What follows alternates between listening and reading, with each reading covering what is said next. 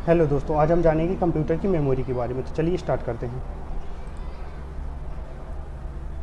तो हम जानेंगे कंप्यूटर की मेमोरी के बारे में। कंप्यूटर मेमोरी दो प्रकार की रहेगी। फर्स्ट रहेगी प्राइमरी मेमोरी, दूसरी रहेगी सेकेंडरी मेमोरी। प्राइमरी मेमोरी को इंटरनल मेमोरी भी कहा जाता है और सेकेंडरी मेमोरी को एक्सटर्नल मेमोरी भी कहा जाता है। प्राइमरी मेमोरी दो प्रकार की रहेगी। फर्स्ट रहेगी रैम और दूसरी रहेगी रोम। रैम का फुल फॉर्म हो जाता है रैंडम एक्सेस मेमोरी। रोम का फुल फॉर्म हो जाएगा रीड ओनली मेमोरी। ये क्या करती है, कोई भी डाटा जो रहता है उसको सिर्फ रीड कर सकती है।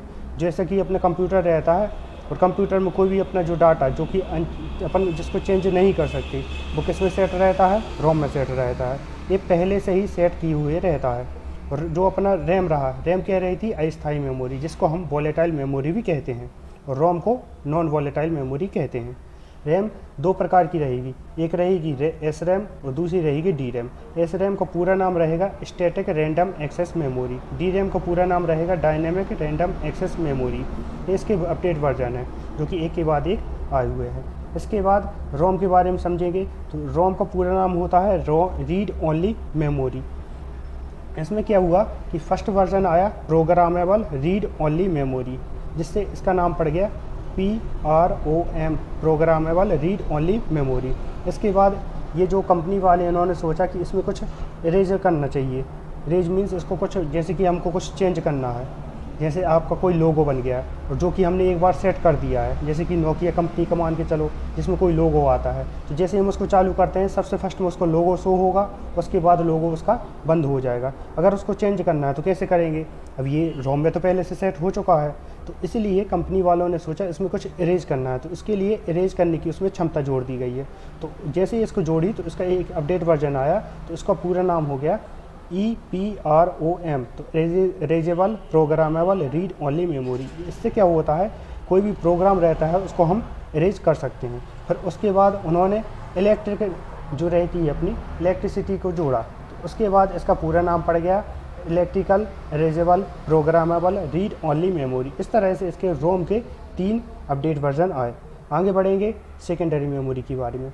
तो सेकेंडरी मेमोरी 3 प्रकार की रहेगी। फर्स्ट रहेगी magnetic storage.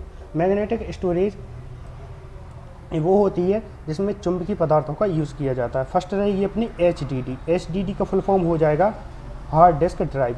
Hard disk drive, इसका नाम भी समझेंगे। तो ये क्यों पड़ा हार्ड डिस्क ड्राइव? इसलिए पड़ा क्योंकि ये जो हार्ड डिस्क ड्राइव होती है थोड़ी हार्ड होती है, तो इसमें एक डिस्क लगी होती है जो कि चारों तरफ घूमती है।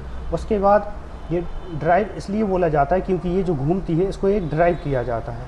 जैसे कि अपनी गाड़ी हो गई तो उसको ड्राइव किया जाता है, इसी तरह से ये जो कैसेट CD देखी है आपने, उसी तरह से इसको अंदर ड्राइव किया जाता है। इसलिए इस तरह से इसका नाम पूरा पड़ गया हार्ड डिस्क ड्राइव, लेकिन शॉर्टकटली इसको बोला जाता है HDD।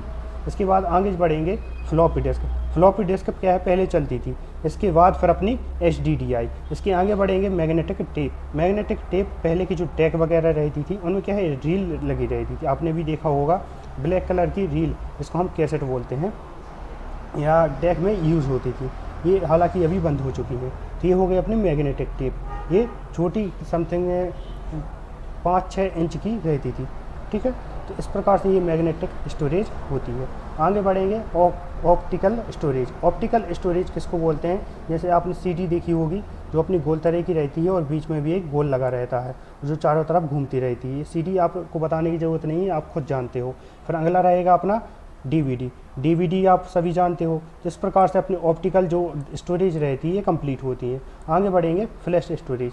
फ्लैश स्टोरेज क्या होती है? ये बिल्कुल अस्थायी मेमोरी रहती है, जैसे कि अपने पेन ड्राइव हो गया। पेन ड्राइव में हम कोई भी डाटा स्टोर करके इसको एक जगह से दूसरी जगह ले जा सकते हैं। इसके बाद आ गया अपना मेमोरी कार्ड। मेमोरी कार्ड भी पहले अधिकतर यूज़ होता था अपने मोबाइलों में, लेकिन हालांकि अभी ये बंद हो चुका है। इस तरह से हमारी कंप्यूटर की मेमोरी के सभी पार्ट आप जान चुके हैं। और जो भी आपको कोई कन्फ्यूज़न हो, कोई भी क्वेश्चन हो, तो आप कमेंट करके पूछ सकते हो। Thank you.